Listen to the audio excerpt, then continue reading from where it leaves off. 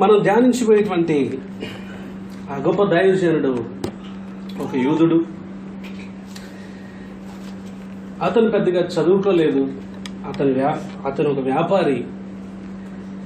ఆ వ్యాపారం చేపలు పట్టి వాటిని అమ్మటం. అతను చేపలు పట్టేవాడు. ఒక మంచి బిజినెస్ మ్యాన్,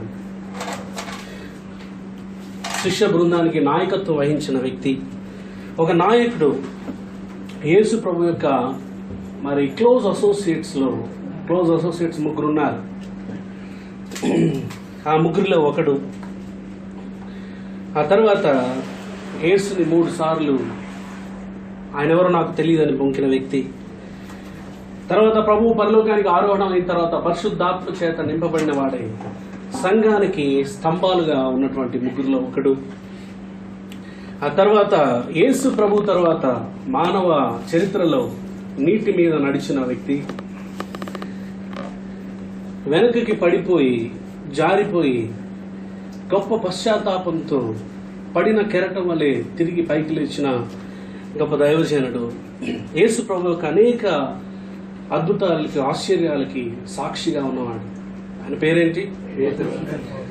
రైట్, అయిపోయింది మెసేజ్. అపోస్తలుడైన పేతురు. ఆ రోజు ప్రభువును వెంబడించిన వారే ఇక్కడ కూడా సాధారణంగా ప్రత్యేక ఇలాంటి దేశంలో సంఘానికి వచ్చే వారిలో ఒక 3 గుంపులు జనరల్గా మనం చెప్పొచ్చు. మొదటి గుంపు ప్రభువుని రక్షకుడిగా అంగీకరించిన వారు ఉంటారు.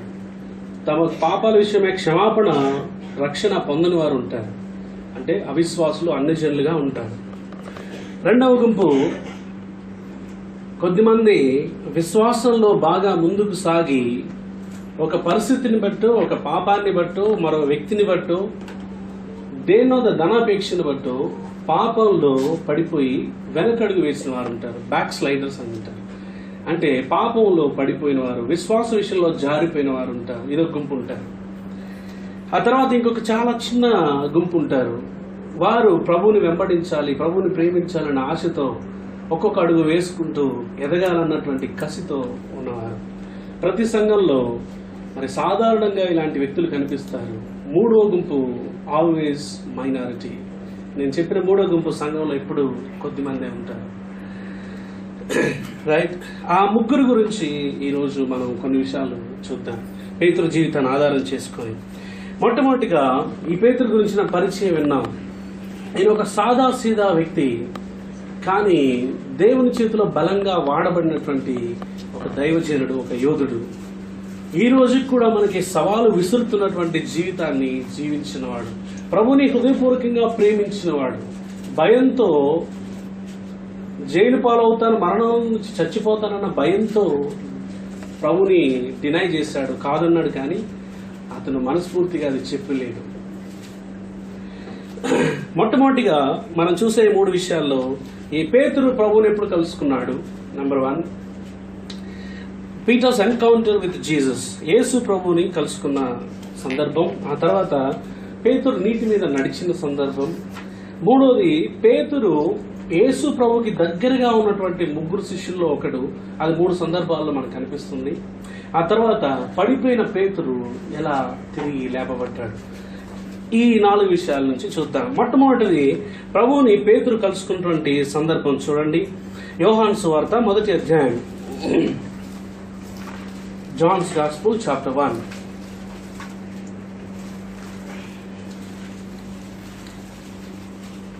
యోహాను సువార్త 1వ అధ్యాయము. ఇక్కడ జరుగుతున్న సందర్భం ఏంటంటే, బాప్తిస్మం ఇచ్చి యోహాను ఇద్దరు శిష్యులు ఉన్నప్పుడు బాప్తిస్మం ఇచ్చి యోహాను అంటాడు యేసు ప్రభువుని చూచి, ఇదిగో దేవుని గొర్రెపిల్ల అని చెప్తాడు. 36వ వచనంలో, 1వ అధ్యాయం 36వ వచనంలో అతడు చెప్పిన మాట ఆ ఇద్దరు శిష్యులు విని యేసుని వెంబడిస్తారు. యేసు వెనుకకు తిరిగి వారు తన్ను వెంబడించుట చూచి, మీరేం వెతుకుచున్నారు అని వారిని అడగగా, వారు, రబ్బీ అంటే బోధకుడా, నీవు ఎక్కడ కాపురం ఉన్నావని ఆయన అడిగిరి. అప్పుడు ఆయన అన్నాడు, రబ్బీ అనే మాటకు బోధకుడని అర్థము. యేసు ప్రభు చెప్పిన మాట ఏంటో తెలుసా? నేను ఎక్కడున్నానని చెప్పలేదు, కానీ వచ్చి చూడడని వారితో చెప్పగా, వారు వెళ్లి ఆయన కాపురం ఉన్న స్థలమును చూచి ఆ దినమును ఆయన యొద్ద బస చేసిరి. ఇంకా ఫర్దర్ ఇంట్రడక్షన్కి వెళ్ళడానికంటే ముందు ప్రభు ఒక మాట మీతో చెప్పాలని ప్రేరేపిస్తున్నాడు. చూడండి, మన జీవితంలో మనం కూడా కేవలం మాటలు చెప్పేవారిగా మాత్రమే కాదు, వచ్చి చూడండి అని చెప్పే స్థాయికి మనం ఎదగాలి. అంటే వాక్యం బోధించేవారు సహోదరులైనా సహోదరులైనా, లేదా ఇతరులతో సాక్ష్యం చెప్పే మన విశ్వాసులమైనా, మన బంధువర్గంలో విశ్వాసులుగా మనం అన్యజనుల మధ్యలో ఉంటున్నా మన జీవితం ఎలా ఉండాలంటే యేసు ప్రభు గురించి కేవలం ఏదో చెప్పటం కాదు, వచ్చి చూడండి అని చెప్పగలిగే ధైర్యము, ఇంకా కొంచెం పెద్ద పదం ఆడాలంటే ఆ దమ్ము మనకు ఉండాలి. నేను చాలా యవనస్తుడిగా ఉన్నప్పుడు ఈ మాట నాకు లోతుగా తాకింది. నేను అప్పుడు అనుకున్నాను, ప్రభువా నా జీవితంలో నేను అప్పటికే దేవుడు నాకు పరిచర్య వరం ఇచ్చాడు. ప్రభువా నేను కేవలం మాటలు చెప్పేటట్టు కాదు, నా జీవితాన్ని చూపించాలి.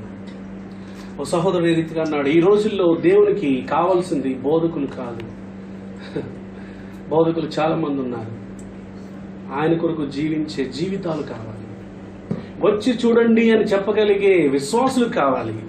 ఈ రోజుల్లో ఎంతమంది సేవకులు, పరిచర్య చేసే పాస్టర్లు, పేరుగాంచిన మత నాయకులు, ప్రీచర్స్, ఎవాంజలిస్టులు ఎంతోమంది మనకు కనిపిస్తూ ఉంటారు. తెలుగు వరకు చూసుకోండి, ఎంతమంది బాబు నేను మందిరంలో చెప్పే వాక్యముతో కాదండి, మా ఇంటికి వచ్చి నన్ను గమనించండి, నేను ఎలా ఉంటున్నాను నా భార్యతో, నేను ఎలా మాట్లాడుతున్నాను, మా ఇద్దరి మధ్యలో ఎలాంటి సంబంధ బాంధవ్యం ఉంది, నా పిల్లల్ని ఎలా పెంచుతున్నాను, నాకు వచ్చే డబ్బులు ఎలా ఖర్చు పెడుతున్నాను, నేను 4 గోడల మధ్యలో ఉంటున్నప్పుడు ఎలా ఉంటున్నాను, మీరు వచ్చి చూడండి అని చెప్పగలిగే స్థాయికి మనం ఎదగాలి.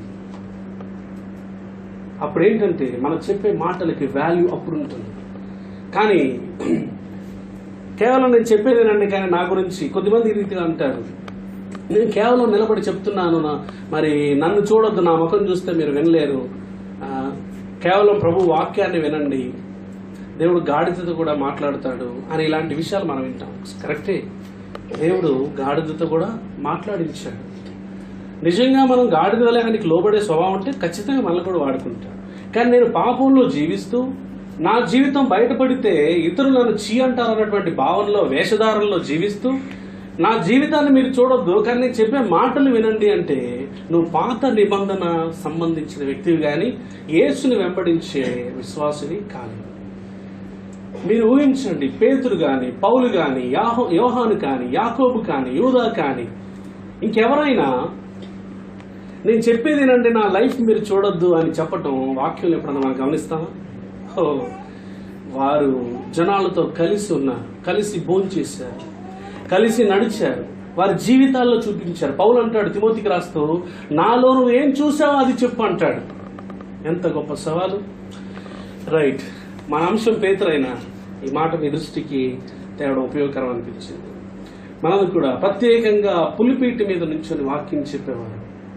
ఇక్కడ మీరు ఎంతమంది చెప్తారో నాకు కరెక్ట్గా తెలియదు, కానీ మనందరి జీవితాలు ప్రభు ఎలా కోరుకుంటున్నాడంటే, బ్రదర్ నాతో ఒక 2-3 రోజులు వచ్చి చూడండి నా లైఫ్ ఎలా ఉంటుంది, నేను నా భార్యతో ఎలా మాట్లాడుతున్నాను, నా సంబంధ బాంధవ్యాలు ఎలా ఉన్నాయి, నా అలవాట్లు ఎలా ఉన్నాయి, దేవునితో నా సంబంధం ఎలా ఉంది, నా డబ్బులు ఎలా ఖర్చు పెడుతున్నాను, మా ఇంట్లో ఏ పుస్తకాలు ఉన్నాయి, మా ఇంట్లో వచ్చే టీవీలో ఏ ప్రోగ్రామ్ చూస్తున్నాను, ఇవన్నీ మీరు గమనించండి అని చెప్పగలిగే స్థాయికి మనం ఎదగాలి పిల్లలు. అప్పుడు మనం చెప్పే ప్రతి మాటను దేవుడు ముద్రిస్తాడు. ప్రతి మాట వినేవారి హృదయాల్లో సూటిగా గుచ్చుకొని కార్యం చేస్తుంది. సరేనా? కేవలం వాక్యం చెప్పేవాళ్ళు కాదు, విని సాక్ష్యం ఇచ్చేవాళ్ళు, విశ్వాసులుగా సువార్త చెప్పాల్సిన మనం అందరం కూడా ఆ స్థాయికి ఎదగాలి. ఇక్కడ చూడండి, పేతురు మొదటిగా 40 వచనం,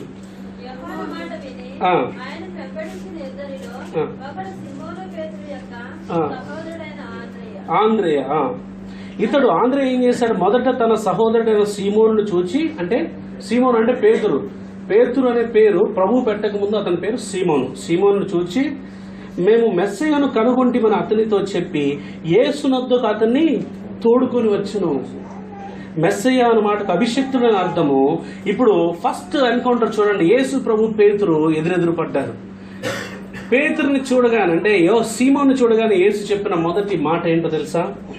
యేసు అతని వైపు చూచి, అందరూ చదవండి, నీవు యోహాను కుమారుడు అయిన సీమోను. నేను దొరకలేదా మీకు 42 వచనం?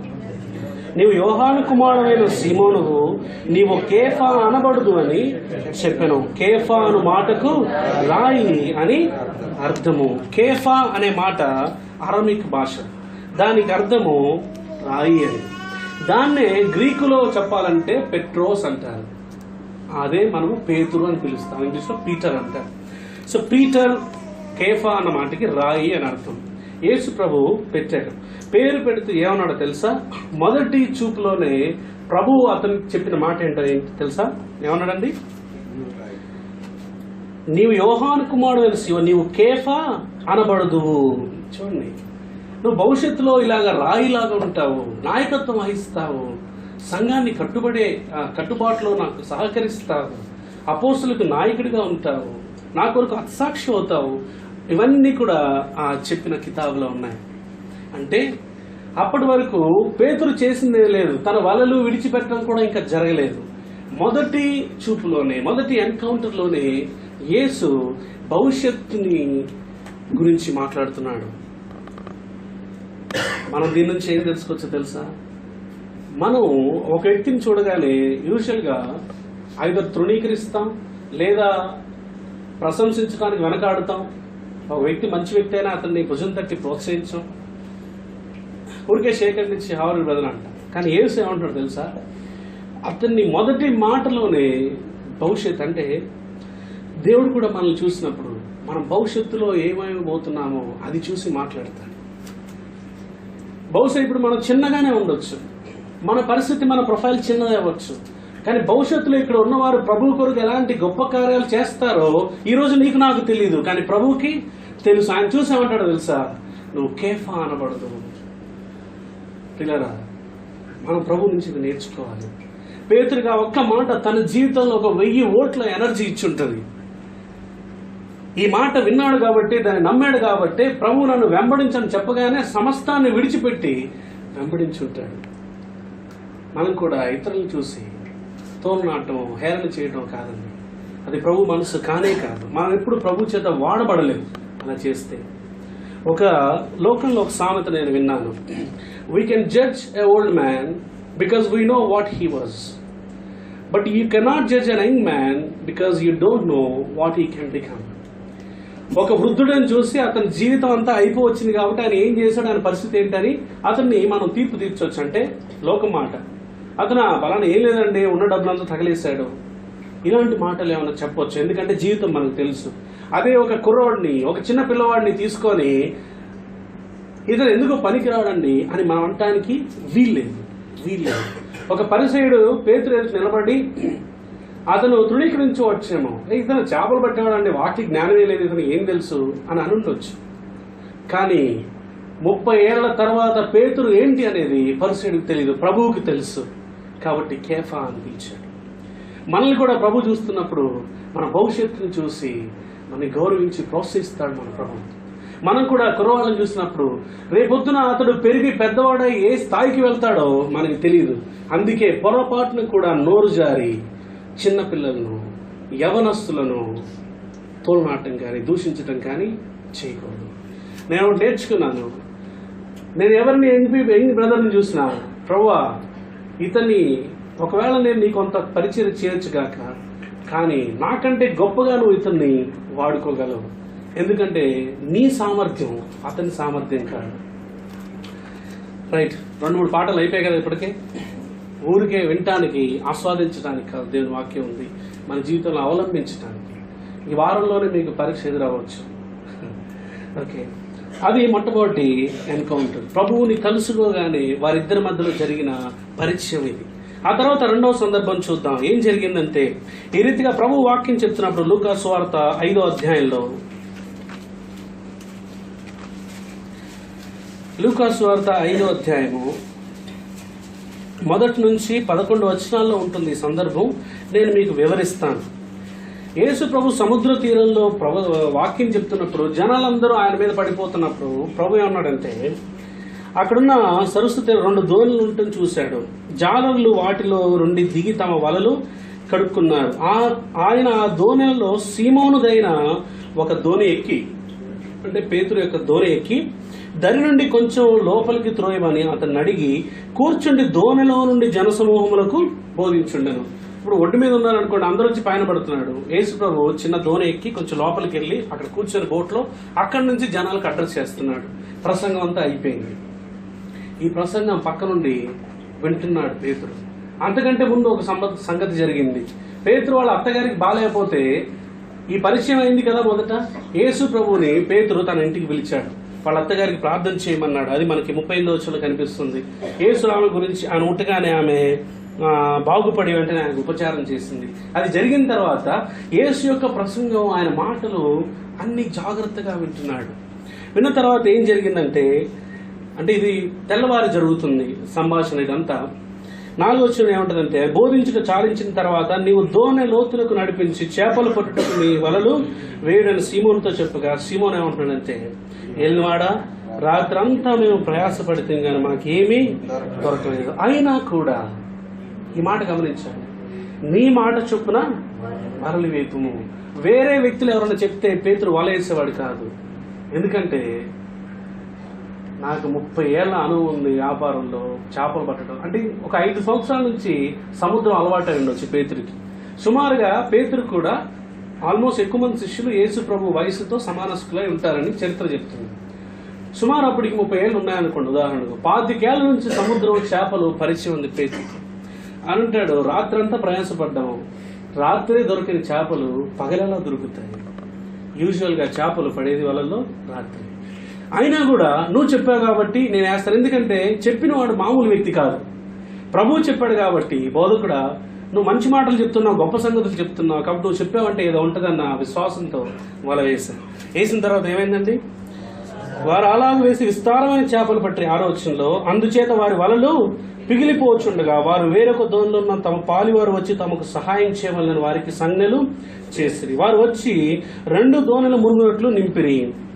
చూడండి, విస్తారమైన చేపలు 2 పడవలు నిండిపోయాయి. ఎంతో అద్భుతం. చూసారు అక్కడ ఉన్న వాళ్ళు, పేతురు కూడా చూశాడు. ఇప్పుడు పేతురు రియాక్షన్ ఏంటి చూడండి. అయిపోయిందిరా, ఇది ఎన్ని లక్షలు వస్తాయో వీటిని అమ్మితే అని కూర్చొని స్కెచ్ వేయలేదు పేతురు. మనలాగా వేయలేదు. ఉదాహరణకు నేను మిమ్మల్ని, మీకు ఒక ₹1 కోటి ఉన్నటువంటి లాటరీ తగిలితే ఏం చేస్తారు అంటే, మీరు చాలాసేపు ఆలోచిస్తారు. కొంపదీసి దేవుడు గానే ఉన్న భాగం అడుగుతాడేమో అని భయపడతారు. నాకు వచ్చిందని మా చుట్టాలు ఎవరన్నా తెలుసుకొని అప్పు అడుగుతారేమో అని భయపడతారు. చూడండి, మీకు 10 సెకండ్లు టైం ఇస్తే 100 ఆలోచనలు ఆలోచించగలదు మన బుర్ర, అంత ఫాస్ట్ గా పనిచేస్తుంది. కానీ పేతురు ఇవన్నీ చూసాక ఏమంటాడు చూడండి. 8వ వచనం అందరం చదువుదామా. సీమోను పేతురు అది చూచి యేసు మోకాళ్ళ ఎదుట సాగిలపడి, ప్రభువా, నన్ను విడిచిపోము, నేను పాపాత్ముడునని చెప్పెను. ఎలయనగా వారు పట్టిన చేపల రాశికి అతడును అతనితో కూడా ఉన్న వారందరూ విస్మయం ఉందిరి. They were astonished by looking at the fish. They thought, వారు పట్టిన చేపలు తమ జీవితంలో ఈ 25 ఏళ్లలో ఎప్పుడు అన్ని చేపలు వారు పట్టడం వారికి తెలియదు. ఇన్ని చేపలు రాగానే పేతురు ఆహా ఓహో అని మాటలు చెప్పలేదు. వెంటనే పేతురు ఒక మాట చెప్పాడు, నేను పాపిని అని గుర్తించాడు. ఎలా సాధ్యపడింది ఇది? మీరు బయట ఉన్నారు, మీకు అర్థమవుతుందా? ఎలా సాధ్యపడింది? అదేంటది? పేతురు చేపల్ని చూసి పాపిని అంటాడేంటి? అబ్బా, నేను మంచోడు కాబట్టి నన్ను ఆశీర్వదించావని అనుకోలేదే పేతురు. మళ్ళాగా ఏమంటున్నాడంటే నేను పాపిని అంటున్నాడు. పిల్లరా, దేవుడు మన జీవితాల్లో కూడా అది అద్భుతం చేస్తే నిజంగా జరగాల్సింది చెప్పా, స్టేజ్ మీదకి ఎక్కి సాక్ష్యం చెప్పడం కాదు. దేవుని అద్భుతం మనలో చూసినప్పుడు దేవుని గొప్పతనాన్ని, దేవుని మహిమను మనం చూడాలి. ఎప్పుడైతే దేవుని మహిమను చూస్తామో నాలో ఉన్న పాపిని నేను చూడగలుగుతాను. పేతురు జీవితం అది జరిగింది. It's a principle. యెషయా భక్తుడు కూడా, యెషయా గ్రంథం 6వ అధ్యాయం ఇప్పుడు తీయొద్దు కానీ, ఆ మహామహుడైన దేవుడు సింహాసనశీనుడై చూసి అప్పటి వరకు 5 అధ్యాయాల్లో మీకు శ్రమ మీకు శ్రమ మీకు శ్రమ అని చెప్పిన వాడు యేసు దేవుని మహిమను ఎప్పుడైతే చూశాడో ఇప్పుడు అంటున్నాడు, అయ్యో నాకు శ్రమ, ఓ అంటూ మీ అంటున్నాడు. ఎందుకో తెలుసా? అప్పటి వరకు దేవుని చూడలేదు, మనుషుల్ని చూశాడు. మనుషులతో అతన్ని పోల్చుకొని చూస్తున్నప్పుడు తను మెరుగ్గా ఉన్నాడు, ఇతరులకి వాక్యం చెప్పాడు. కానీ ఎప్పుడైతే దేవుని వైపు తిరిగి దేవుని చూశాడో తనలో ఉన్న పాపిని చూడగలిగాడు. అయ్యో, నేను అపవిత్రమైన పెదవులు కలవాడను అని వాపోయాడు. అప్పుడు వెంటనే దేవదూత అగ్నిని తీసుకొని తన పెదవులకు అంటించింది. ఏ పాపం ఒప్పుకున్నాడో ఆ పాపం పరిహరించబడింది. ఇది ఒక ప్రిన్సిపల్. మన జీవితంలో కూడా పాపాన్ని ఒప్పుకోవటం అనేది ఇంపార్టెంట్. మన పాపములను మనం ఒప్పుకునే ఎడల ఆయన నమ్మదగిన వాడు, నీతిమంతుడు గనుక మన పాపం నుంచి సమస్త దుర్నీతి నుంచి మనల్ని కడిగి పరిశుద్ధపరుస్తాడు. పాపాలు ఒప్పుకోవడం అంటే ఒక తప్పు చేసి నేను తప్పు చేశానని చెప్పటం కాదు. చేసిన తప్పుకి పశ్చాత్తాపడి ప్రభువా నేను పాపిని ఆయన సన్నిధిలో తల ఎత్తుకోవడానికి కూడా ధైర్యం లేకుండా బాధపడటం, దాన్నే పశ్చాత్తాపం అంటారు. కాబట్టి అలా మన పాపాన్ని ఒప్పుకున్నప్పుడు అది అగ్ని లాంటి మన పెదాలకి తాకి మనం ఏ పాపం అయితే ఆ పాపం దేవుడు పరిహరిస్తాడు, క్షమిస్తాడు. అందుకే పాపాన్ని పాపంగా మనం ఒప్పుకోవాలి. క్రైస్తవులకు ఉన్న ఒక సమస్య జబ్బు ఏంటంటే కొన్ని పాపాలని వారు పాపం అనరు, బలహీనతలు అంటారు. ఓకే, యేసు రక్తం ప్రతి బలహీనత నుండి కడిగి పరిశుద్ధపరుస్తుందా బైబిల్లో? మీ డాక్టర్ని సరి చేసుకోండి ఈరోజు. కాల్ సిన్ యాజ్ సిన్, పాపాన్ని పాపం అని పిలువు, అంతే. ఆ పాపాన్ని గుర్తించి ఒప్పుకున్నప్పుడు యేసు రక్తం పాపం నుంచి నిన్ను కడుగుతుంది. ఓకే, పేతురు దగ్గరికి వచ్చేసరికి అప్పటి వరకు యేసు మాటలు విన్న పేతురు ఇప్పుడు యేసు శక్తిని చూశాడు. తన జీవితంలో ఎప్పుడు పడని చేపలు, అది కూడా పగలుపూట పడటం చూసి బిత్తరపోయాడు. చూసి ఇది మనిషి చేయలేని పని, ఇది ఏ మానవుడికి కూడా సాధ్యం కాని పని, ఈయనలో ఏదో ఉంది, ఈయన దేవుడు. ఎప్పుడైతే యేసు యొక్క మహిమను చూశాడో, యేసులో దైవత్వాన్ని చూశాడో, తనలో ఉన్న పాపాన్ని చూశాడు. అందుకే మోకాళ్ళ మీద పడి నేను పాపిని, నన్ను విడిచిపో అంటున్నాడు. ఈరోజు నీ సంగతి ఏంటి? ఇక్కడ ఎంతకాలం నుంచి వస్తున్నావో నాకు తెలియదు. ఈరోజు బహుశా కొత్తగా వచ్చి ఉండొచ్చు కాక. నీలో పాపిని నువ్వు చూసుకున్నావా? లేకపోతే నీ కోసం వేలాడిన సిలువలో యేసులో రక్షకుడిని చూసావా?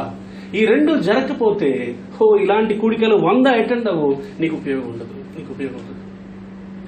యేసులో రక్షకుడిని చూస్తే నీలో పాపి కనిపిస్తాడు. లేదా నీకు పాపి కనపడినప్పుడు అయ్యో ఈ పాపం నుంచి రక్షించేవాడు ఎవరు అని రక్షకుడి దగ్గరికి పరిగెత్తుకుంటూ వస్తాం.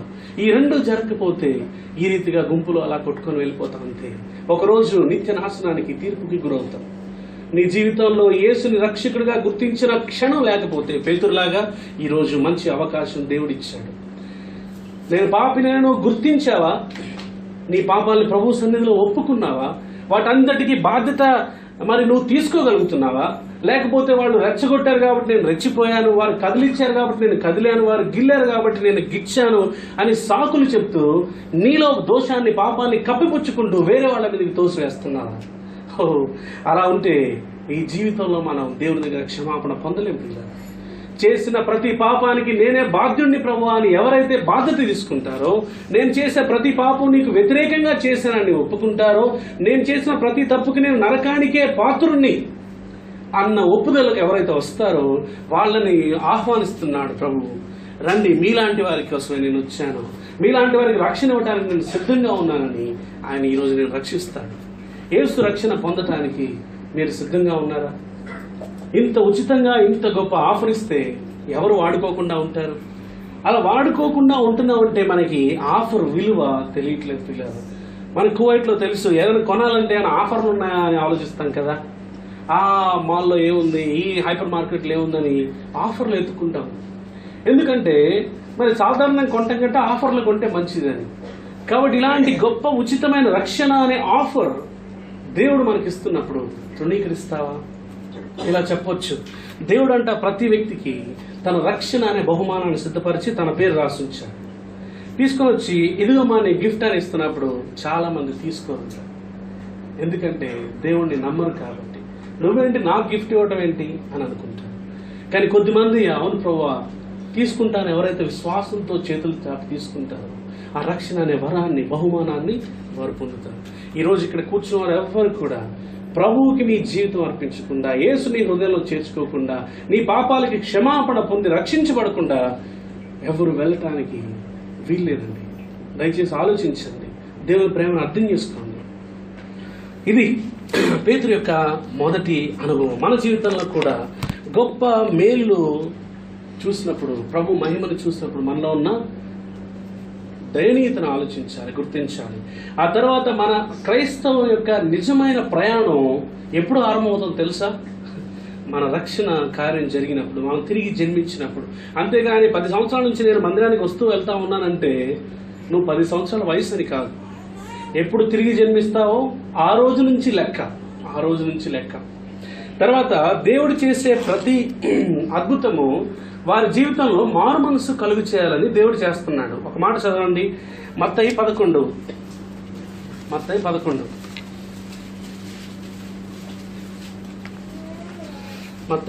అధ్యాయం 20వ వచనం. ఏ ఏ పట్టణాల్లో ఆయన విస్తారమైన అద్భుతాలు, మెరాకిల్స్ చేసినో ఆ పట్టణంలో వారు మెరాకిల్స్ అయితే చూశారు, కానీ అద్భుతాలు ఆస్వాదించి వాడుకున్నారు, కానీ మారు మనస్సు పొందకపోవటం వలన వారిని ఇప్పుడు గద్దిస్తున్నాడు. ఇంతకుముందు ప్రేమగా మాట్లాడినటువంటి ప్రభు, వారి అక్కరను గురించి అద్భుతాలు చేసినటువంటి ప్రభు, ఇప్పుడు వారు మారు మనసు పొందకపోవటం చూసి వారిని గద్దిస్తున్నాడు. దీని నుంచి ఏం నేర్చుకుంటాం? దేవుడు మన జీవితంలో పనిచేసి ఆశీర్వదిస్తున్నాడంటే మనం మరింతగా పశ్చాత్తాపడాలని, మారు మనసు పొందాలని. అంతేగాని ఆశీర్వాదం పుచ్చుకొని అడ్రస్ లేకుండా వెళ్ళిపోవటం కాదు. ఇందాక మెఫీబోషెత్ అయితే రాజుని ఎంతో అభినందించాడు, కానీ సీబా ఆస్తి నువ్వే తీసుకో అంటే నీ దాసుని కుమారుడు ఎక్కడంటే అతను ఉండిపోయాడంటే రాజ్యం కొరకు అని చెప్పినప్పుడు, రాజు అతని ఆస్తి అంతా నీదే అన్నప్పుడు, నీ దృష్టికి అనుగ్రహం పొందిందని నేను ఆయన నమస్కారం చేస్తాడు, సాగిలిపడి దండం పెట్టాడు, అంటే ఆరాధించాడు దావీదుని. కానీ అది మోసయుక్తమైన ఆరాధన, అది మోసయుక్తమైన కుట్రతో కూడిన నమస్కారం. దావీదేదో ఇచ్చాడు కాబట్టి నమస్కారం పెట్టాడు, కానీ దావీదు మీద ప్రేమానురాగాలు ఉండి కాదు. పారిపోయిన వాడికి రొట్టెలు తీసుకెళ్ళింది అతని మీద ప్రేమ ఉండి కాదు, ఇలా వెళ్తే ఈ స్కెచ్ చేస్తే వర్కౌట్ అవుతుందన్న కుట్రతో వెళ్ళాడు. మనం కూడా దేవుడు ఏదైనా ఇస్తే దేవుడికి నమస్కారం పెడతాం, లేదంటే అడ్రస్ గల్లంతు. కానీ మెఫీబోషెత్ అలా కాదు, ఏమున్నా లేకపోయినా దావీదు ఉంటే చాలు. మన జీవితంలో కూడా దేవుడు అద్భుతాలు చేస్తే మనం ఎవరిని చూడాలి? దేవుణ్ణి చూడాలి. అద్భుతం, ఆశీర్వాదాన్ని కాదు. ఈ రోజున క్రైస్తవ లోకం ఆశీర్వాదాలు ఇచ్చే దేవుడి నుంచి ఆశీర్వాదాల వైపు మళ్ళింది. అందుకే క్రీస్తు నామానికి, క్రైస్తవ్యానికి ఎంతో అమానం, అపనింద కలుగుతుంది. ఇక రెండవ అనుభవం చూడండి, 14వ అధ్యాయము, మత్తయి సువార్త 14:22.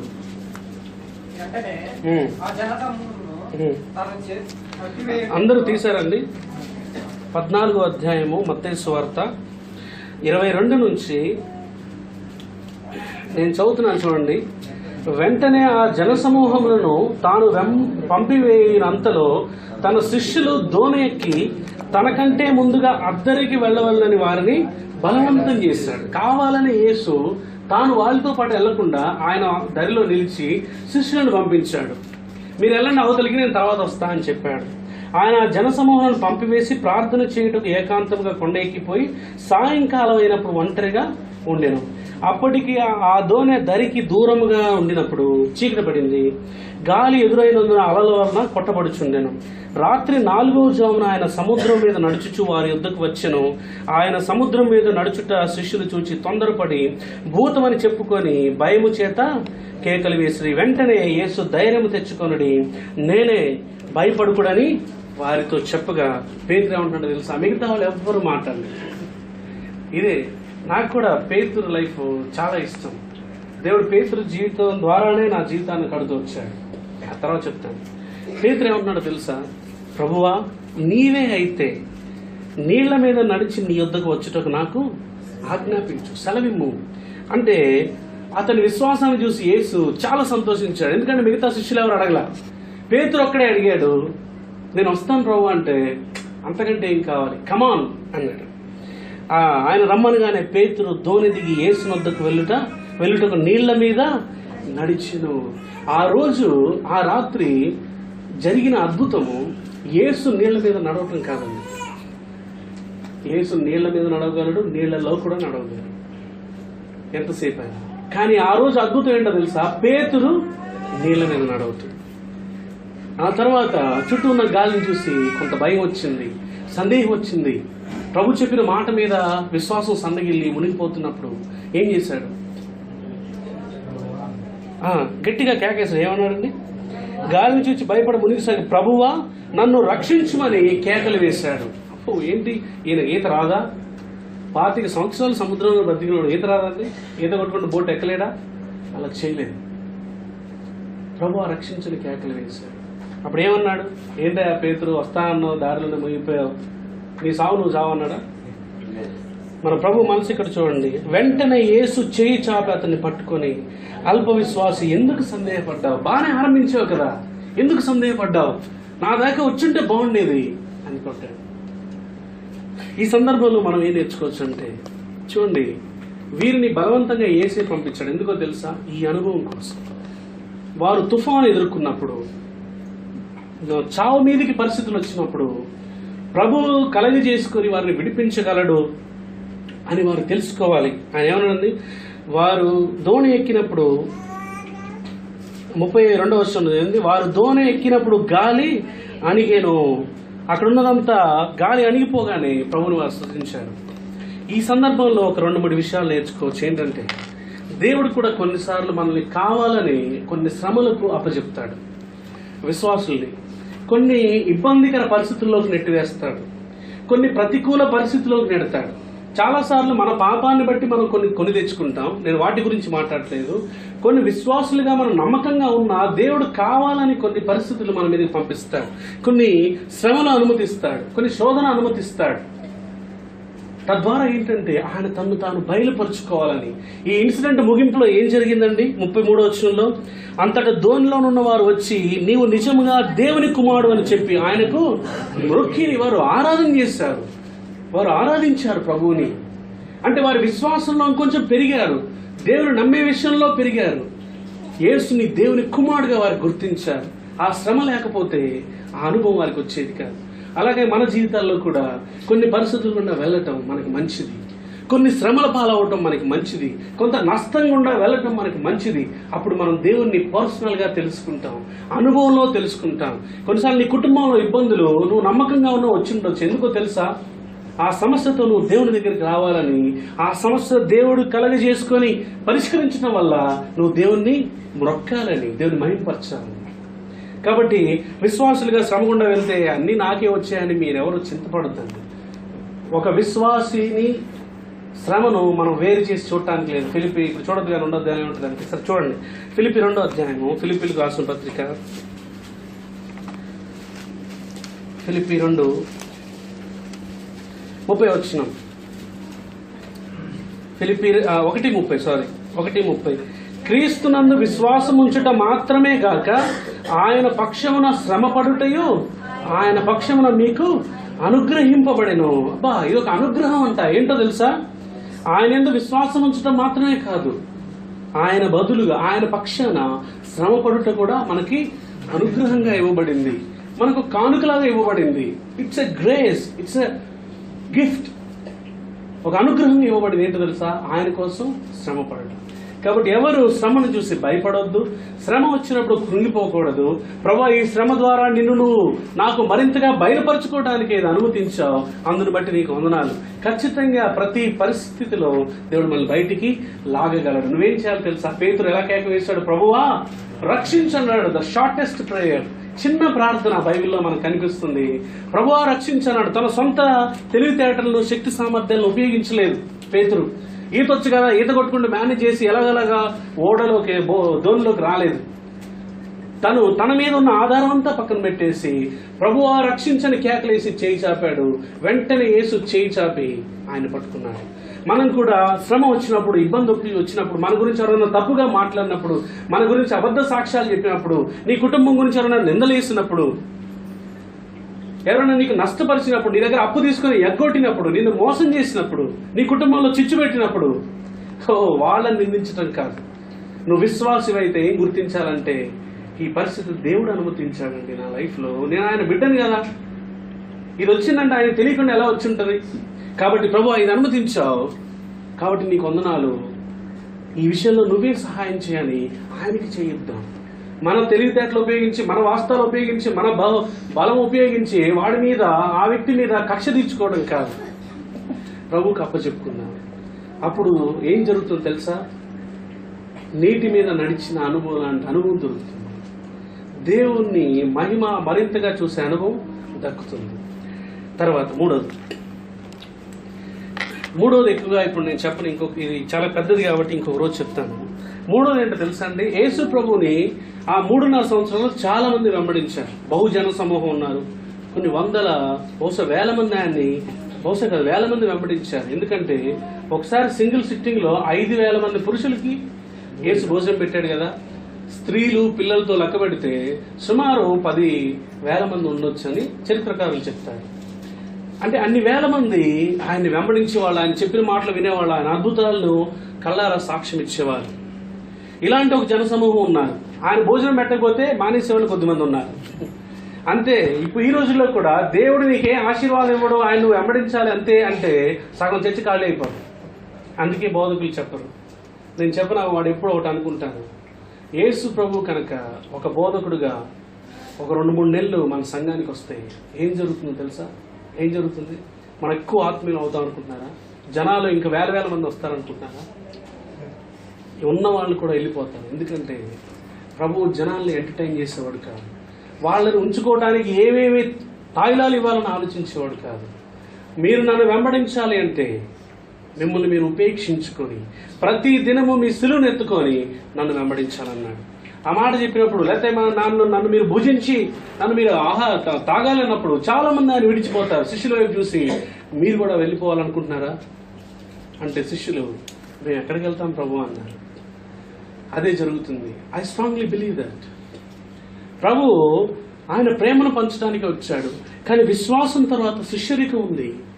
శిష్యులుగా మనం అవ్వాలి. శిష్యరికం అంటే ఇరుకు ద్వారము, అందులో ప్రవేశించేవారు కొద్దిమంది అని ప్రభువే చెప్పాడు. కాబట్టి మనం అందరం సంఘంలో ఆ గుంపులో ఉండడానికి ప్రయత్నం చేయాలి.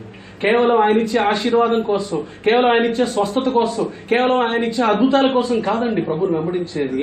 అది చాలా ప్రైమరీ దశ. ఆ దశ దాటుకొని మనం ఆయన వెంబడించే శిష్యులుగా మారాలి.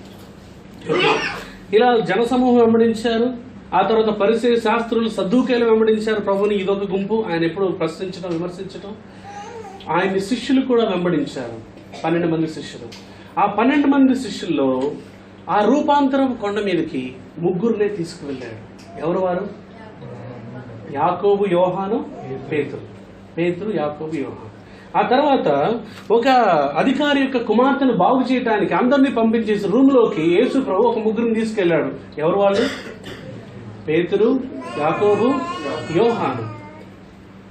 ఆ తర్వాత ఇంకొక సందర్భం మనకు కనిపిస్తుంది. గెత్సెమనే వనంలోనికి ఇక ఆయన పట్టుబడతాడు. వారు వచ్చి పట్టుకుంటారన్న సందర్భంలో శిష్యులందరూ వెళ్తారు. అక్కడ 12 మంది ఉన్న తర్వాత యేసు ఈ 3 తీసుకొని ఇంకొంచెం ముందుకు వెళ్ళి ప్రార్థన చేస్తాడు. ఆ 3 ఎవరు? ఎలా తెలుసు మీకు? అంటే రొటీన్ గా ఇంతకుముందు 2 సార్లు తగిలింది ఏమిటది చదవండి. కరెక్టే మీరు చెప్పింది. మత్తయి సువార్త 26వ అధ్యాయంలో కనబడుతుంది. ఇప్పుడు తీయొద్దు, ఎందుకంటే దీని గురించి నేను వివరించలేదు. ఆ తర్వాత ఈ 3 దాటి ఆ కలవరి శిలువ దగ్గర శిలువకు వెళ్ళటానికంటే ముందు ఆయన ఈ ప్రధాన యాజకుడి దగ్గర తిప్పబడుతుంటే ఈ 3లో 2 వెంబడించారు, పేతురు, యోహాను. ఇప్పుడు ఆయన శిలువ మీద ఉన్నప్పుడు శిలువ దగ్గర ఒకే శిష్యుడు ఉన్నాడు. ఎవరు? యోహాను. ఇవి దశలు అనమాట. అంటే ఒక కొండ ఇలా ఉంటే, ఇలా అందరూ ఎక్కుతుంటే కొద్దిమంది ఫిల్టర్ అవుతూ వచ్చారు. అయినప్పటికీ ఆ 3 క్లోజ్ అసోసియేట్స్ లో ఒకడు పేతురు. అది పేతురు యొక్క అనుభవం ప్రభుత్వం. సో దాని నుంచి మనం ఏం నేర్చుకోవచ్చు అంటే, మనం కూడా బహుజన సమూహాన్ని దాటి ఆయన్ని వెంబడించే, ఆయన్ని ప్రశ్నించి విమర్శించే స్థాయి దాటి ఆయన వెంబడించే శిష్యులుగా అవ్వచ్చు. అదికంటే దాటి ఆయనకి అతి సన్నిహితంగా ఉన్న ఆ దశకి రావచ్చు. అది కూడా దాటి ఆయన సిలువ దగ్గరికి, ఇక ప్రభు దగ్గర నుంచి అక్కడ ఆశించేది ఏమీ లేదు. వీలైతే ఏం జరుగుద్దంటే, ఆయన్ని వెంబడించినందుకు ఇతన్ని కూడా అరెస్ట్ చేసి చంపేస్తారు. అది అక్కడ ఉన్న సిచ్యువేషన్. అయినా కూడా పేతురు, యోహానులు వెంబడించారు. అది మనం పేతురు దగ్గర నుంచి మనం నేర్చుకునేది తీరాలి. ఆ తర్వాత 4వది ఏంటంటే, పేతురు ప్రభువుని 3 సార్లు నువ్వెవరో నాకు తెలియదని బొంకుతాడు కదా. అది ఎక్కడ ఉంటుంది? లూకాసు వార్త 22వ అధ్యాయం. లూకాసు వార్త 22వ అధ్యాయం.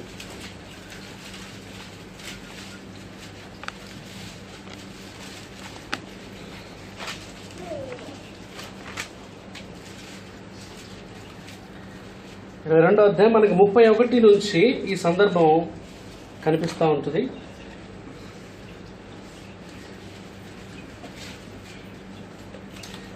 నేను చదువుతున్న జాగ్రత్త గమనించండి. 31 నుంచి 22, 31. సీమోను సీమోను, ఇదిగో సాతాను మిమ్మును పట్టి గోధుమలే జల్లించుటకు మిమ్మును ఏరుకు కోరుకొనను గాని నీ నమ్మిక తప్పిపోకుండానట్లు నేను నీ కొరకు వేడుకుంటుని నీ మనస్సు తిరిగిన తరువాత నీ సహోదరులను స్థిరపరచుమని చెప్పెను. అయితే అతడు, ప్రభువా, నీతో కూడా చెరలోనికి మరణమునకు వెళ్ళుటకు సిద్ధముగా ఉన్నానని ఆయనతో అనగా, ఆయన పేతురు, నీవు నన్ను ఎరగమని ముమ్మారు చెప్పు వరకు నేను కోడిపోయేదని నీతో చెప్పుచున్నాను అనను. ఇక్కడ ఏమన్నాడండి? ప్రభు అన్నాడు, సీమోను సీమోను, గోధుమలే జల్లుటకు సాతాను మిమ్మల్ని కోరుకున్నాడు, అంటే మిమ్మల్ని చెదరగొట్టడానికి కోరుకున్నాడు. కానీ నీ నమ్మిక తప్పిపోకున్నట్లు నేను వేడుకున్నాను. నీకు శోధన రాకుండా నేను వేడుకున్నాను అనలేదు ప్రభు. నువ్వు శోధించబడతావు, అయితే శోధించబడిన నీ నమ్మిక మాత్రం తప్పిపోకూడదు, నీ విశ్వాసం చెక్కు చెదరకూడదు పేతురు అని చెప్పాడు. అప్పుడు పేతురు అన్నాడు ఉద్వేగంలో, ఎమోషన్లో ఏమన్నాడంటే, అతను చెప్పిన మాట నిజాయితీగానే చెప్పాడు, కపటంగా ఏం చెప్పలేదు. ప్రభువా, నీతో పాటు చెరసాల గాని మరణం గాని నిన్ను విడిచిపెట్టను అన్నాడు. పేతురు ఏమన్నా ఊరికే పైకి చెప్పాడు అనుకుంటున్నారా? ఐ బిలీవ్ దట్, తన మనస్ఫూర్తిగా చెప్పాడు. అందుకే గెత్సెమనే వనంలో యేసు ప్రభువుని పట్టుకుని మిగతా శిష్యులందరూ పారిపోయినా పేతురు మాత్రం దూరం నుంచి ఆయన వెంబడిస్తున్నాడు. ప్రాణం కొట్టుకుంటుంది. ఒకవైపు భయం, పట్టుకుంటారేమో, చంపేస్తారేమో, ఇంకోవైపు నా ప్రభువు ఎలా విడిచిపెడతాను? ఈ స్ట్రగుల్లో దూరం నుంచి వెంబడిస్తున్నాడు. అప్పుడు ప్రభు అన్నాడు, నువ్వు 3 సార్లు నువ్వు నన్ను బొంకుతావు, అప్పటి వరకు కోడిపోయేదని అన్నాడు. పేతురు ఒక్కడే అన్నాడు ఈ మాట. ఏమండి? మత్తయి సువార్త 26:35. మత్తయి 26:35 జాగ్రత్తగా చదువుదాం ఈ మాట. మత్తయి 26.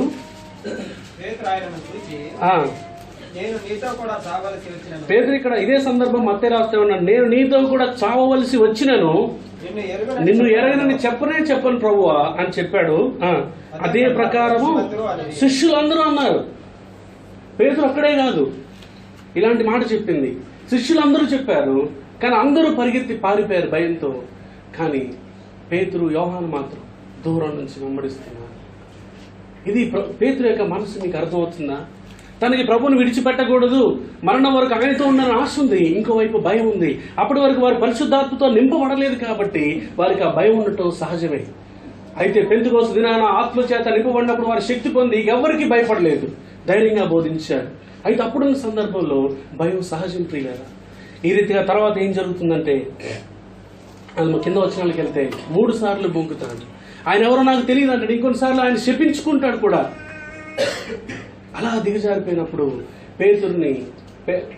పేతురు దూరంగా చూస్తున్నప్పుడు, కోడి కూస్తున్నప్పుడు 60 వచనం, లూకా 22:60.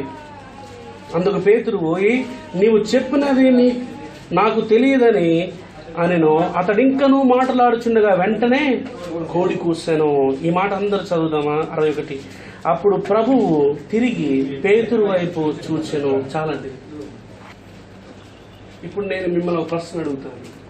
యేసు ప్రభు చూసిన చూపులో మీకు ఏమి అర్థం అవుతుంది? అది ఎలాంటి చూపు అనుకుంటున్నాను? చాలా కాలం నేనేమనుకున్నాను తెలుసా? అలా అనుకున్నందుకు చాలా సిగ్గుపడుతున్నాను. నేను అనుకున్నాను, పేతురు, నేను చెప్పానా నువ్వు పడిపోతావని? నాకు తెలుసు. ఎన్ని అద్భుతాలు నా ద్వారా చూసావు, ఎంత మేలు పొందావు, నన్ను అన్యాయంగా కాదన్నావే అని తృణీకరించే చూపు అని, అతన్ని విమర్శించే చూపు అని, అతన్ని గేలి చేసే చూపు అని, అతనికి తీర్పు తీర్చే చూపు అని కొన్ని సంవత్సరాలు నా క్రైస్తవ జీవితం సాగింది. I feel so bad about that. దాని గురించి నేను చాలా చింతిస్తున్నాను. కానీ పేతురు వైపు చూసినటువంటి ప్రభు చూపేంటో తెలుసా? ఏంటది? పేతురు అసలు ఇంకొక ఆశ్చర్య సంగతి ఏంటో తెలుసా, ఒకవైపు ప్రధాన యాజకుల దగ్గర ఈయన్ని విమర్శిస్తున్నారు, ఇతన్ని చంపేయాలంటున్నారు, ఇతన్ని కొరడాలతో కొడుతున్నారు, రక్తం కారుతుంది, గాయాల్లో ఉన్నాడు, ఎంతో విమర్శ చేదరింపు ఎదుర్కొన్నాడు ప్రభు. కానీ ప్రభు మనసులో ఒకరు మెదులుతున్నారు. అదెవరు తెలుసా? పేతురు. ఇది ఎప్పుడు తలుచుకున్నాను, నాకు చాలా బాగా వేస్తుంది.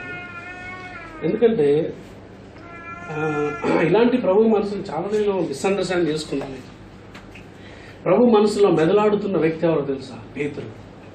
ఎందుకంటే పేతురు బయట శోధించబడుతున్నానని ప్రభువుకి తెలుసు, 3 సార్లు శోధించబడతాడని తెలుసు, తను తృణీకరిస్తాడని తెలుసు. కానీ ఇంతకుముందు ప్రార్థన చేశాడు. ఏమని చేశాడు తెలుసా? నీ విశ్వాసంలో, నీ నమ్మికలో నువ్వు తప్పిపోకుండానట్లు ప్రార్థన చేసి, అదే ప్రార్థన లోపల నుండి చేస్తున్నాడు ప్రభువు. ఎప్పుడైతే కోడి కూసిందో దూరం నుంచి ప్రభు మనసులో నిండిన పేతురుని ఇలా తిరిగి చూశాడు. ఆ చూపులో ఏంది తెలుసా? పేతురు లే, జరిగింది జరిగిపోయింది, నువ్వు ఈ రీతిగా తృణీకరిస్తావు నాకు తెలుసు, కానీ నీ నమ్మిక విషయంలో తప్పిపోవద్దు, నువ్వు పడిపోవద్దు, నువ్వు కృంగిపోవద్దు. ప్రభువుని ఇలా నేను తృణీకరించాలి, ఆయన కాదని చెప్పానని కృంగిపోయి నువ్వు వెనక్కి జారిపోవద్దు పేతురు, పైకి లే. నీ విశ్వాసంలో, నీ నమ్మికలో నువ్వు జారిపోకూడదు, నువ్వు తప్పిపోకూడదు. ఈ చూపు నేను చూసిన తర్వాత నిజంగా నా జీవితంలో కూడా ఎంతో పెనుమార్పు వచ్చింది. పిల్లలు, మీ జీవితాల్లో కూడా రావాలి. మనం పడిపోయినప్పుడు ప్రభు మనల్ని ఎలా చూస్తున్నాడు, మన పాపంలో మునిగిపోయినప్పుడు దేవుని చూపు ఎలా ఉంది మన పైన అనేది ఈ చూపులో మనం గుర్తించాలి. ఎప్పుడైతే ఆ కనికరంతో కూడిన చూపు చూశాడో, ఎప్పుడైతే ఆ ప్రోత్సాహంతో ఉన్న చూపు చూశాడో, పేతురు ఇప్పుడు ఏం చేశాడో తెలుసా? కింద చదవండి. నేడు కోడి కొయ్యక మునుపు నీవు ముమ్మారు నన్ను ఎరుగుదు అని ప్రభు తనతో చెప్పిన మాట జ్ఞాపకం చేసుకొని వెలుపలికి పోయి సంతాపపడి ఏడ్చిన. He bitterly wept. అయ్యో, నేను ప్రభువుని తృణీకరించాను, ఎంతో పశ్చాత్తాపడ్డాడు. మళ్ళీ ఎప్పుడు అలా చేయలేదు, మళ్ళీ ఇప్పుడు అలా చేయలేదు. ఇదే పేతురు ఒక అమ్మాయి దగ్గరికి కూడా నేను ప్రభు శిష్యునని చెప్పడానికి భయపడిన పేతురు తలకిందులుగా శిక్ష వేయమని కోరుకున్నాడు. ప్రధాన యాజకుల ఎదుట వారు చంపేస్తా అని చెప్పినా సరే భయపడకుండా దేవుని సువార్త వాక్యాన్ని ప్రకటించాడు పేతురు. ఎందుకో తెలుసా? ప్రభువు చేసిన ప్రార్థన, ఆయన చూపులో ఉన్న కనికరం పేతురు జీవితాన్ని నిలబెట్టాయి. ఈరోజు మన సంగతి ఏంటి? నేను చెప్పినట్టు కొంత గుంపు ఎవరు ఉంటారో తెలుసా? తమ పాప జీవితంలో పడిపోయిన వాళ్ళు ఉంటారు. ఇంతకుముందు బాగానే నడిచారు, ఇప్పుడు జీవితం బాలేదు. ఏదో పాపం మనల్ని చుట్టివేసింది, ఎవరో వ్యక్తి మనల్ని వెనక్కి లాగేశారు, ఏదో పరిస్థితి మనల్ని వెనక్కి లాగేసింది, ఏ మొబైల్ ఫోన్ లాంటి ఒక వస్తువు మన విశ్వాసం నుంచి మనల్ని వెనక్కి లాగేసింది. ఇప్పుడు మునిగిపోతున్నాం. ఒక ఊబిలో పడ్డట్టు ఎంత బయటికి రావాలన్నా బయటికి రాకపోవడం కాక ఇంకా లోపలికి దిగిపోయే పరిస్థితులు తారసిల్లు వచ్చి ఉండొచ్చు నీ విశ్వాస జీవితంలో. అది నీకు మాత్రమే తెలుసు, నీ ప్రభువుకు తెలుసు. నువ్వెక్కడున్నా సరే ప్రభువు చూపేంటి తెలుసా? జరిగిపోయింది, ఏదో జరిగిపోయింది. నువ్వు చేసిన తప్పుకి సంతాపపడి ఏడ్చి పశ్చాత్తాపడి నువ్వు పైకి లే. నీ నమ్మిక విషయంలో తప్పిపోవద్దు. నువ్వు నా దగ్గరికి వస్తే నేను నిన్ను త్రోసివేయనన్న మాట నువ్వు మర్చిపోవద్దు. నీ జీవితంలో పడిన చోటి నుంచి నేను బయటికి లాగలనన్న విశ్వాసం నువ్వు వదులుకోవద్దు. ఐ డోంట్ నో ఈరోజు ప్రభు మీతో ఎంతమందితో ఈ మాట చెప్తున్నాడు, కానీ కనీసం కొద్దిమంది అయినా ఈ మాట మీరు వినాలి. ఈ ప్రసంగం మీరు అంతా మర్చిపోయినా సరే ఈ మాట మాత్రం మర్చిపోవద్దు. నీ నమ్మిక తప్పిపోకున్నట్లు నీ గురించి వేడుకున్నాను. ప్రభు మనసు నీ చుట్టూనే తిరుగుతుంది. ఆయన మనసులో నువ్వే కదిలాడుతున్నావు. అయ్యో, నా బిడ్డ ఎప్పుడు పైకొస్తాడు, ఎప్పుడు తన పాపాన్ని తెలుసుకుంటాడు, ఎప్పుడు పశ్చాత్తాపడతాడు, ఎప్పుడు నా వైపు తిరుగుతాడు అనే కనికరమైన చూపు నిన్ను వెంటాడుతున్నా సరే నీ హృదయం కఠినం చేసుకున్నావు. ఒకటి, నేను ఎంతమంది చెప్పినట్లు ప్రభువుకు నా ముఖం చూపించలేను. నేను ఎంత పాడైపోయానంటే ఈ పాపాన్ని కొన్ని వేల సార్లు ఒప్పుకున్నాను, మళ్ళీ ఇదే పాపంలో పడిపోయాను, ఇక నా దేవునికి నా ముఖం చూపించలేను అన్న భావన నీకు ఉండొచ్చు. అయితే అది తప్పు. నువ్వు పడిపోతున్నప్పుడు నీ పాపాన్ని చూశాడు మన దేవుడు. నీ పాపం దేవునికి ఏం ఆశ్చర్యాన్ని కలిగించదు, ఎందుకంటే నువ్వు చేస్తున్నప్పుడు ఆయన చూశాడు. కాబట్టి ఆ పాపాన్ని ఒప్పుకోవడానికి సిగ్గుపడొద్దు. ఆయన ముఖాన్ని, నీ ముఖం ఆయనకు చూపించడానికి మోమాట పడొద్దు. నీ పాపం నీ ప్రభువుకి తెలుసు. ఆయన వైపు తిరిగి ఆ పాపాన్ని ఒప్పుకుంటే దేవుడు ఈరోజు నీ చేయి పట్టుకొని పైకి లాగటానికి సిద్ధం. నిన్ను తిరిగి కట్టడానికి సిద్ధం. ఇక్కడ పడిపోయిన పేతురు ఎక్కడా? ఒక ప్రసంగంలో 3,000 మందిని ప్రభు వైపు తిప్పిన పేతురు ఎక్కడ? ఎంత గొప్ప తేడా వచ్చింది! మన ప్రభు అలా చేయగలడండి, అలా చేయగలడు.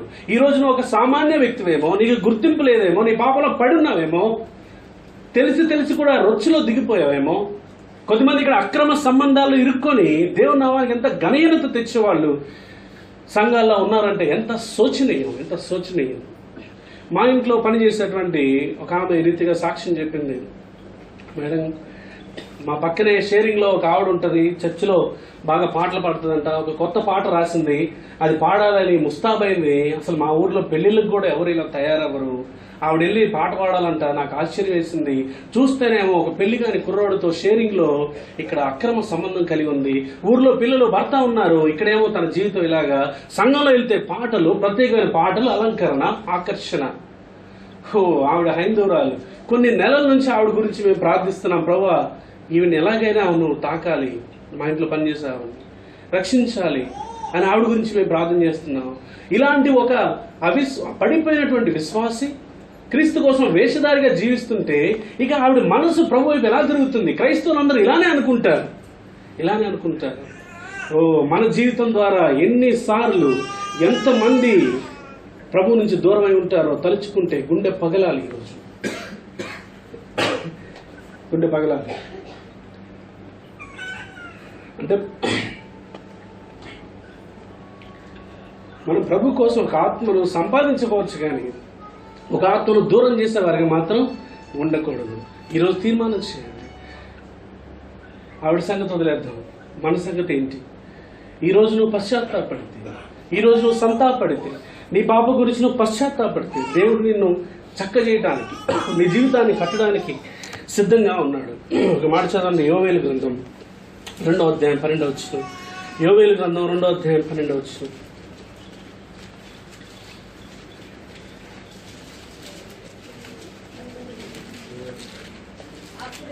ఒక్క నిమిషమా, అందరూ తీసే వరకు వెయిట్ చేయండి. పేజ్ నెంబర్ చెప్పండి. యోవేలు గ్రంథం 753వ పేజ్ నెంబర్, 2వ అధ్యాయం 12వ వచనం నుంచి మనందరం కలిసి నిదానంగా చదువుదాం. ఇప్పుడైనను మీరు ఉపవాసం ఉండి కన్నీరు విడిచుచు దుఃఖించుచు మనఃపూర్వకంగా తిరిగి నా యొద్దకు రండి. ఇదే యెహోవా వాక్కు. మీ దేవుడైన యెహోవా కరుణా వాత్సల్యములు గలవాడును, శాంతమూర్తియు, అత్యంత కృపగలవాడునై ఉండి తాను చేయనుద్దేశించిన కీడు చేయక పశ్చాత్తాపడును గనుక మీ వస్త్రములు కాక మీ హృదయములు చింపుకొని ఆయన తట్టు తిరగండి. ఒకవేళ ఆయన మనస్సు త్రిప్పుకొని పశ్చాత్తాపడి మీ దేవుడైన యెహోవాకు తగిన నైవేద్యమును ప్రాణార్పణను మీకు దీవెనగా అనుగ్రహించడని ఎవడు చెప్పగలడు? ఈ ఎదుట నీ దగ్గరకు వచ్చి నీ పాపాన్ని నీ దేవుడు క్షమించలేడని ఎవరు చెప్తారు? సాతాను చెప్పే మాట అది. వాడు చెప్తాడు, అది పూర్తిగా అబద్ధం. ఎలాంటి పడిపోయిన వ్యక్తినైనా లేపటానికి నా దేవుడు సిద్ధం. ఈరోజు అదే బైబిల్ మనకు బోధిస్తుంది. ఆయన అత్యంత కరుణామయుడు, వాత్సల్యం గలవాడు, శాంతమూర్తి. నీ పాపం చేస్తున్నప్పుడే నిన్ను చూసినవాడు. నీ పాపం ఆయనకు ఆశ్చర్యం కలిగించదు. కాబట్టి నువ్వు మొహమాట పడకు, ఆయన దగ్గరికి వచ్చేయి. నువ్వేం చేయాలో తెలుసా? వస్త్రాలు చించుకోవడం కాదు, ఏం చేయాలంట? హృదయాలు చించుకోవాలి. చాలాసార్లు ఇలాంటి వర్తమానం ఉన్నప్పుడు మనం వస్త్రాలు చించుకుంటాం, పైకి ప్రభువా క్షమించి అలా పడిపోయానంటాం. కానీ నిజంగా మనం ఎక్కడ పడ్డామో మనం కనుక గుర్తించగలిగితే మన వస్త్రాలు కాదండి, హృదయం చినుగుతుంది. హృదయం బద్దలయ్యేలాగా పశ్చాత్తాపడతాం, క్షమాపణ అడుగుతాం. ఆ రీతిగా దేవుడు మనకు సహాయం చేయను.